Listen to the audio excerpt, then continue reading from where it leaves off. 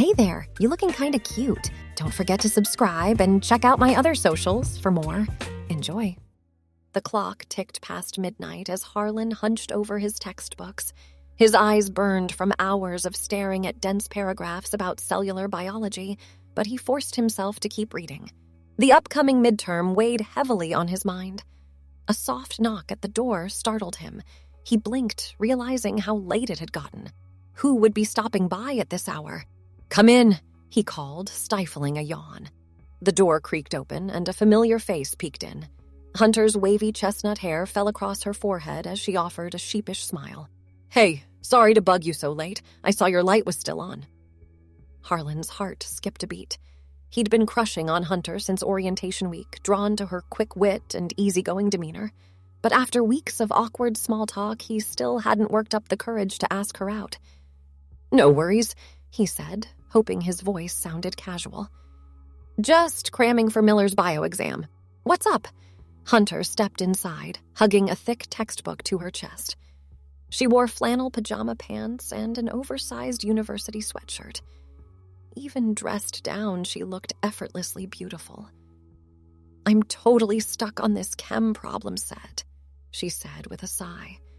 "Any chance you could take a look? I know it's late, but I'm desperate." "Sure, of course." Harlan cleared a space on his cluttered desk. "Pull up a chair." As Hunter settled in beside him, he caught a whiff of her shampoo, something floral and sweet. He tried to focus on the complex equations in front of him, but found himself distracted by her closeness. They pored over the problems together, Harlan explaining concepts as best he could. Hunter was a quick study, her brow furrowed in concentration as she worked through each step. "You're a lifesaver," she said when they finished, flashing him a grateful smile. "I owe you one." "Happy to help," Harlan replied. An awkward silence stretched between them. He knew this was his chance to say something, to finally ask her out. But the words stuck in his throat.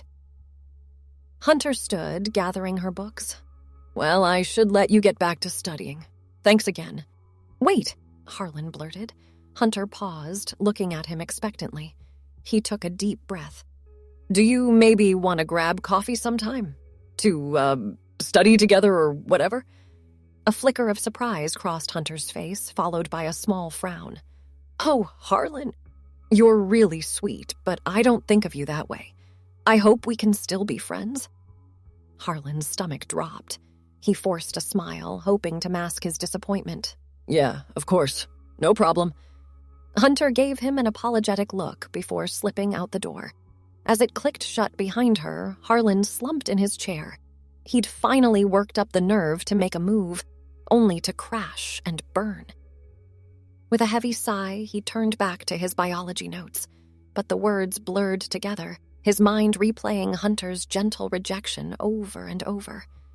Eventually, he gave up, crawling into bed and willing sleep to come. Outside, the wind picked up, rattling the window panes. In the distance, a low chanting rose on the night air. But Harlan was too wrapped up in his own thoughts to notice the strange sounds carried on the breeze. He tossed and turned for hours before finally drifting off. His dreams were a confused jumble of images. Swirling snow, mannequin hands reaching for him, Hunter's face fading away into mist. When Harlan's alarm blared the next morning, he groaned and reached out to silence it. His hand fumbled clumsily, knocking the clock off the nightstand. Blinking groggily, he sat up and froze. A blanket of pristine white snow covered every surface outside his window. Palm trees drooped under the weight of icicles. A red cardinal perched on a snow-laden branch, looking as bewildered as Harlan felt. He rubbed his eyes, certain he must still be dreaming. This made no sense. They were in the tropics. It never snowed here, and it was only October. Harlan stumbled to the window, pressing his nose against the cold glass. The entire campus was transformed into a winter wonderland. Students trudged through knee-deep drifts, arms wrapped tightly around themselves. A chill ran down his spine that had nothing to do with the temperature. Something very strange was happening. He dressed quickly in the warmest clothes he could find, jeans, a thick sweater, and his only pair of boots. As he tugged on the boots, he paused. They felt roomier than usual, like his feet had shrunk overnight. Shaking off the odd sensation, Harlan hurried outside. The shock of cold air stole his breath away. Fat snowflakes drifted lazily from a steel-gray sky. Other students milled about in confused clusters, their voices carrying across the quad. "How is this possible? Did we time travel to December or something? I heard it's some kind of government weather experiment." Harlan's teeth chattered as he made his way to the science building. Surely the meteorology department would have some explanation for this bizarre weather event. As he neared the building, a flash of movement caught his eye. A figure darted between the trees at the edge of campus, moving with unnatural speed. Harlan squinted through the falling snow, trying to make out details. But in the blink of an eye, it was gone. A shiver that had nothing to do with the cold ran through him.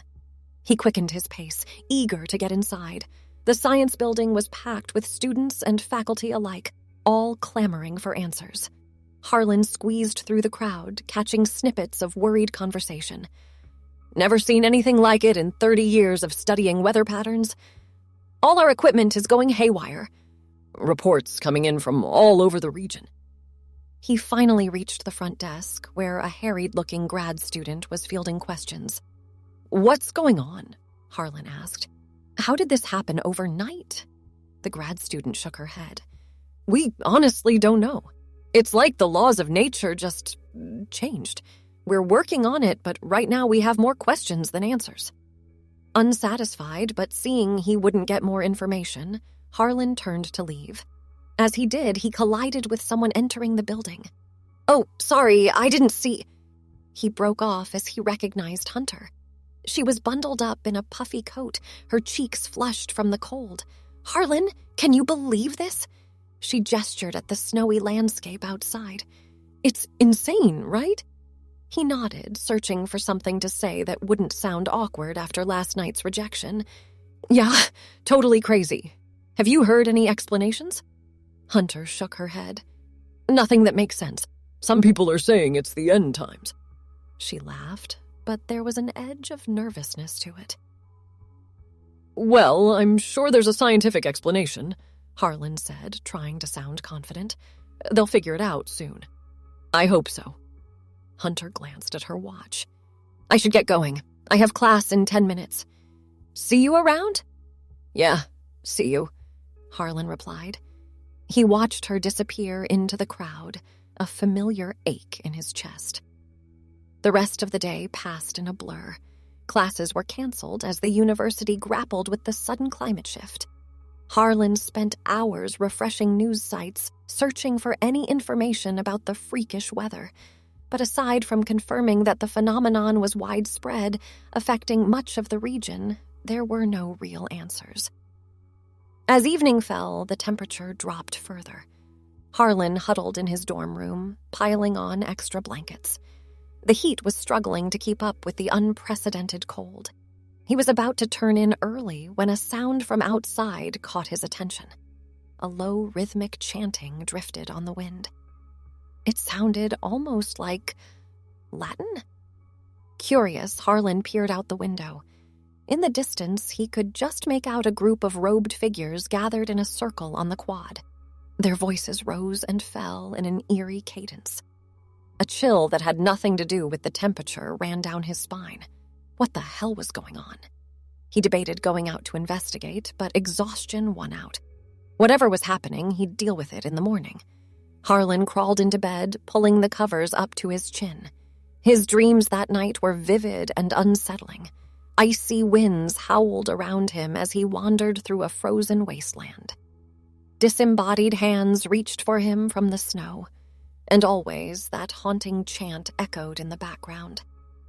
Harlan jolted awake, heart racing. Weak sunlight filtered through his window. The room felt different somehow, but he couldn't put his finger on why. He sat up, rubbing the sleep from his eyes, and froze. His hands. They were different. smaller with long, tapered fingers and neatly manicured nails. Panic rising in his throat, Harlan examined his changed hands. The skin was softer, more delicate. He flexed his fingers, watching in fascination and horror as they moved. "What the hell?" he whispered. He scrambled out of bed, rushing to the mirror. But aside from his altered hands, everything else looked normal. Same shaggy brown hair, same hazel eyes, same lanky build. Harlan's mind raced. Was he still dreaming? Had something in the strange weather caused this? Or was he simply losing his mind? He pinched himself hard. The sharp pain confirmed he was very much awake. Taking a deep breath, Harlan tried to think rationally. Okay, so his hands had somehow changed overnight. Weird and disturbing, yes, but not life-threatening. He'd go to the campus clinic, get checked out.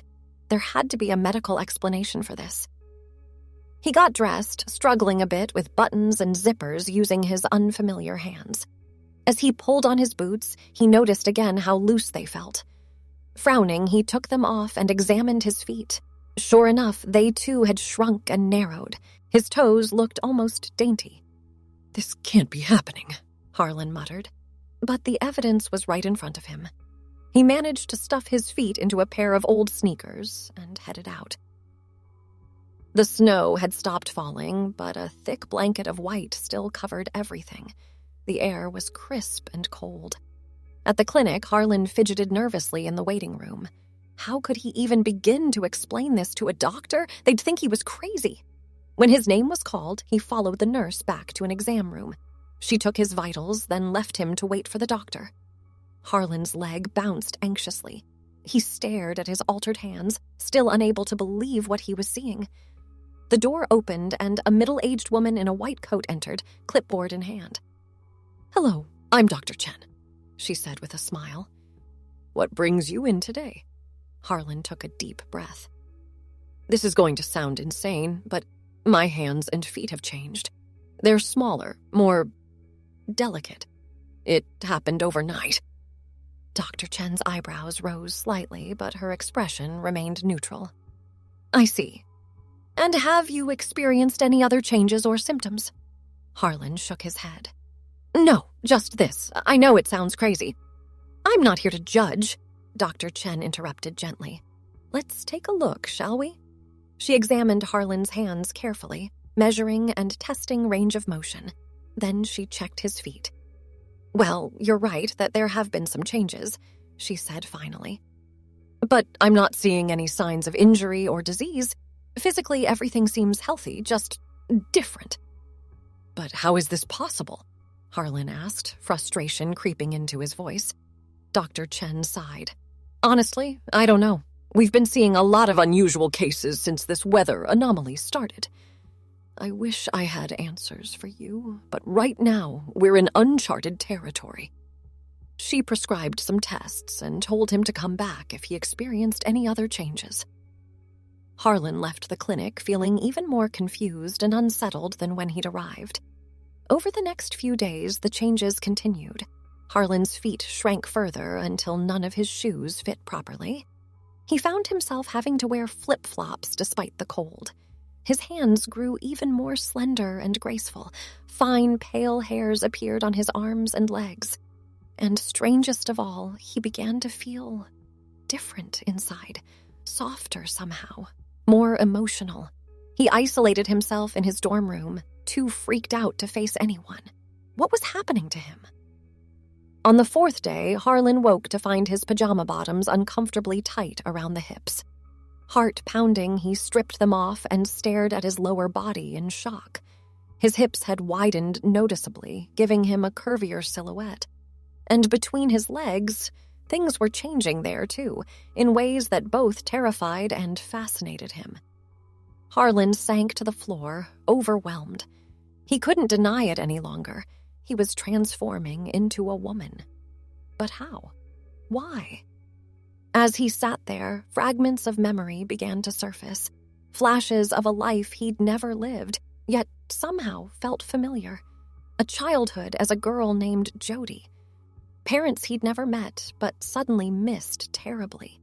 It was as if two sets of memories were battling in his mind, Harlan's life and Jodie's. He clutched his head, willing the confusion to stop. A knock at the door made him jump. "Harlan, are you in there? We're worried about you." It was Hunter's voice. Panic flooded through him. He couldn't let anyone see him like this. "I'm fine," he called back, his voice cracking. "Just not feeling well. I'll be okay. Do you need anything? I can bring you some soup or medicine." No, thank you. I just need to rest." He heard Hunter sigh. "All right, if you're sure. Let me know if you change your mind." Her footsteps retreated down the hall. Harlan let out a shaky breath.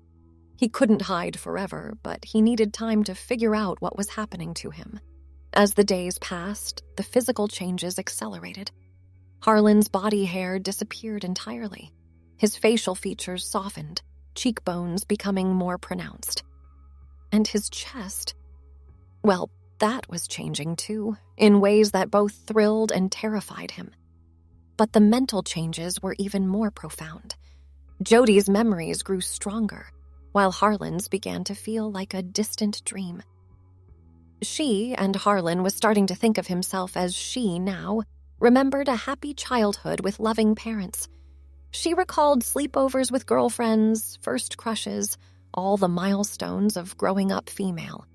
Part of her still resisted, clinging to Harlan's identity. But increasingly, that felt like a fiction. This, Jodie, felt real and right.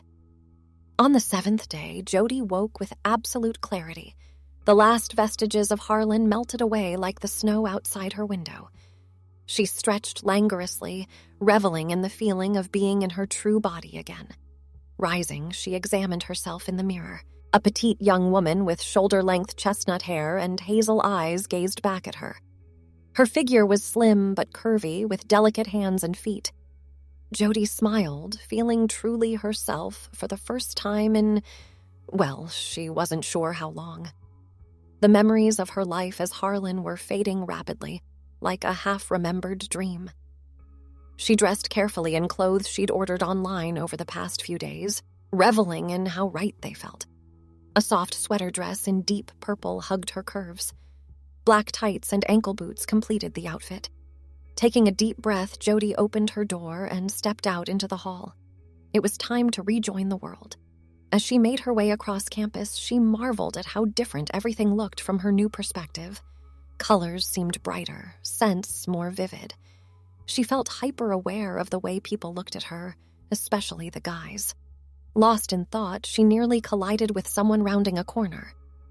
"Oh, I'm so sorry," she began, then broke off as she recognized Hunter. Hunter's eyes widened in surprise.